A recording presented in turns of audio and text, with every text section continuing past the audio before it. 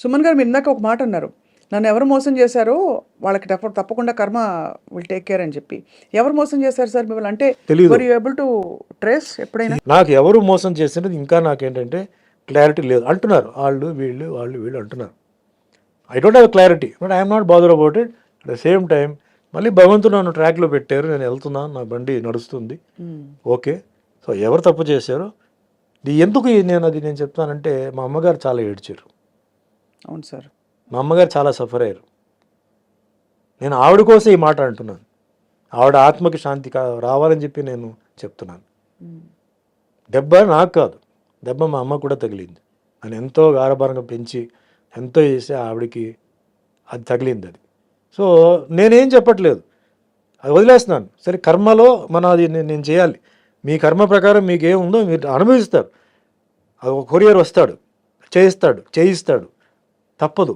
అందుకే మీరు కొన్ని న్యూస్ మీరు చూస్తే ఘోరమైన యాక్సిడెంట్లో చనిపోయారు, ఘోరమైన దీంట్లో ఇది జరిగింది, ఆత్మహత్య చేసుకున్నారు, రోగం వచ్చి హాస్పిటల్లో ఎన్నో నెలల నుంచి ఉన్నారు. ఇవన్నీ కర్మ అండి. ఇది డబ్బు పవర్ అక్కడ ఏమీ చేయడానికి లేదు. సో నేను దాన్నే నమ్ముతున్నాను. నేను ఎవరన్నా చెప్పాలంటే కూడా నేను భయపడతానండి. సుమన్ బోలాశంకరుడు ఏం కాదు, సుమన్ మంచివాడు. లోపల ఇంకో సుమన్ ఉన్నాడు, పిశాచి వాడు పడుకుని ఉంది లోపల. కానీ ఓ అమ్మాయి నేను ఎవరండి మిమ్మల్ని శిక్షించడానికి, మిమ్మల్ని తిట్టడానికి నేను ఎవరు? నాకు అర్హత లేదు. తప్పు చేసినప్పుడు నేను చెప్తాను, ఇది వద్దు, బాగాలేదు, చేయొద్దు. ఒకసారి, రెండుసారి, మూడోసారి నువ్వు వెళ్ళిపో అంటాను. మా స్టాఫ్ అందరూ వాళ్ళకి తెలుసు నా గురించి, అడగండి. ఎప్పుడైనా ఎన్నో తప్పులు వాళ్ళు చేస్తారు, మనుషులే కదా, ఎన్నో తప్పులు చేస్తారు. నేను చెప్తాను ఇలా చేయవద్దు అంటాను. దాని తర్వాత వాళ్ళు కరెక్ట్ అవుతారు. నేనెవరండి వాళ్ళని శిక్షించడానికి, కొట్టడానికి? నో, రాంగ్ అది. సో ఎవరైతే చేస్తారో ఆ శిక్ష అనుభవించి తీరాల్సిందే. అది సర్పదోషం అంటారు, దాన్ని ఏవేవో దోషం అంటారు. కానీ ఉన్నపళంగా ఒక అమాయకపు ఒక మధ్యతరగతి కుటుంబం నుంచి వచ్చి సినిమాలో ఇంట్రెస్ట్ కూడా మీరు ఎప్పుడు ఎక్స్ప్రెస్ చేయకుండా ఓవర్ నైట్ చక్కగా స్టార్డమ్ వచ్చి స్టార్ అయిపోయి సక్సెస్ చూసిన టైంలో ఒక పెద్ద బండరాయి వచ్చి మీ నెత్తి మీద పడి మీరు సొసైటల్గా అవమానాల పాలయ్యారు. మీ గురించి రకరకాల మాటలు అన్నారు. ఇంట్లో కుటుంబంలో ఇబ్బంది, అమ్మగారికి ఆవిడని చూడలేక మీకు మళ్ళీ ఇబ్బంది. ఎవరితో చెప్పాలి, సంజాయిషి చెప్పాలా, జనానికి చెప్పాలా, ఇవన్నీ ఉంటాయి కదా సార్. ఎలా హ్యాండిల్ చేసుకున్నారు మీరు అలా? భగవంతుడు నమ్ముకున్నాను. My conscience was clear. నేను జైల్లో ఉన్నప్పుడు కూడా మై కాన్షియన్స్ వాజ్ క్లియర్. ఏం జరుగుతుందో అది జరుగుతాయి. Who were your friends sir at that time? మీరు జైల్లో ఉన్నప్పుడు ఎవరు లేరండి. నన్ను డైలీ ఒక సెల్ మార్చేవారు, ఎందుకంటే ఫ్రెండ్షిప్ అవుతుందని చెప్పేసి మార్చేవారు. ఒకే సెల్లో డైలీ పెట్టరు, మొత్తం క్లోజ్ ప్రిజన్ ఉండేది, అక్కడ పెట్టేవారు. క్లోజ్ ప్రిజన్లో చాలామంది పెద్ద పెద్ద మర్డరర్స్ ఉండేవారు. అప్పుడు ఆటో శంకర్ని ఒకటి చాలా ఫేమస్, 7 మంది పెళ్ళాలని గోడలనే ప్లాస్టర్ చేసాడు, కింద సమాధి చేసాడు. వాళ్ళతో పాటు పెట్టారు సార్ మీరు? అంటే ఆ సెల్లో ఆ వార్డులో ఉన్నాడు. అతను పేరు మర్చిపోయాను. అతను 12 మంది ఫ్యామిలీ మెంబర్స్ని చంపేశాడు. వాడికి ఉరి వేశారు. అంటే క్లోజ్ ప్రిజన్ అది.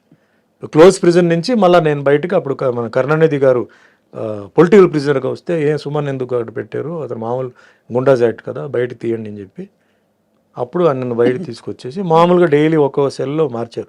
అంటే ఒక్కో సెల్లో 3 ఉంటారు, 5 మంది ఉంటారు, 7 మంది ఉంటారండి ఒక్కో సెల్ని బట్టి.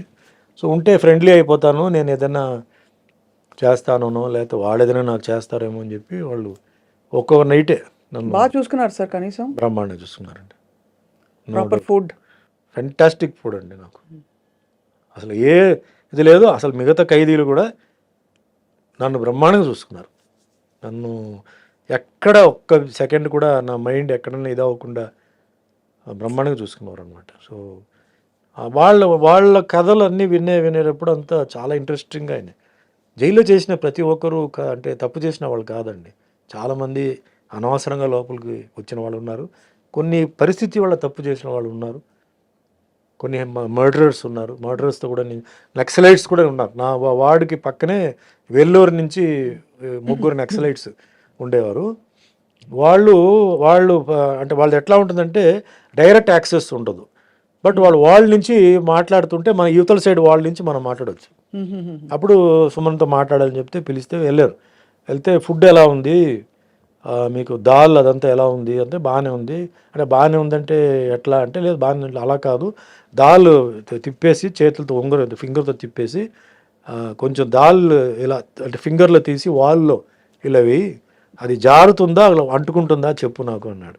అంటే నెక్స్ట్ డే వస్తే అలా చేశాను అలా నుంచుందండి జారలేదంటే ఇలాగే ఉండాలి దాల్ జారకూడదు, జారిందంటే నీళ్ళు కలిపినట్టు దాంట్లో అని అట్లా అని వాళ్ళతో కూడా కొన్ని విషయాలు. ఎంత ఇంట్రెస్టింగ్ సార్ అది అంత అంత ఇది ఉండదు. అంటే మీకు ఖైదీలకి ఇల్ ట్రీట్మెంట్ జరగకూడదండి, వాళ్ళకి ఇంత ప్రోటీన్ కార్బోహైడ్రేట్ ఇదంతా ఉంది, లెక్క ఉంది, అది కరెక్ట్గా ఉండాలి. ఫుడ్లో కనుక తేడా వస్తే you can complaint. Basic human rights violation. Yes, you cannot be ill treated inside. అలాగే లోపలనే హాస్పిటల్ కూడా ఉంది, జైల్ హాస్పిటల్ కూడా ఉంది. బాగాలేకపోతే they have to take you to the hospital and get you treated. So you are there for almost 6 months అండి. 6 months. The day you came out, sir, I went on condition bail. October 2nd. October 1st I was released. Conditional బెయిల్కి వెళ్ళి Madurai, I was in Madurai. మధురైలో ఒక 4 months 5 months ఉన్నాను. దాని తర్వాత I was brought to Chengalpet, border of Tamil Nadu city. అక్కడి నుంచి shooting మొదలైంది. డైలీ అప్ అండ్ డౌన్ చేయడం, అంటే సిటీ లోపల ఎంటర్ అవ్వకూడదు. సో బార్డర్లో ఏఎం స్టూడియో ఉండేది. సో ఏఎం స్టూడియోకి వచ్చి షూటింగ్ చేసుకుని మళ్ళీ వెళ్ళిపోవడం, అట్లా జరిగింది. దాని తర్వాత రిలాక్స్ అయిపోయి మొత్తం entire case was totally squash. Squash. We remember sir అంతా అది. కానీ ఆ 6 నెలలు మీ లైఫ్లో మీరు కోల్పోయారు, బాధపడ్డారని ఒక ఇది తప్ప. 6 నెలలు చాలా బీభత్స అయిన ఒక టైం అది.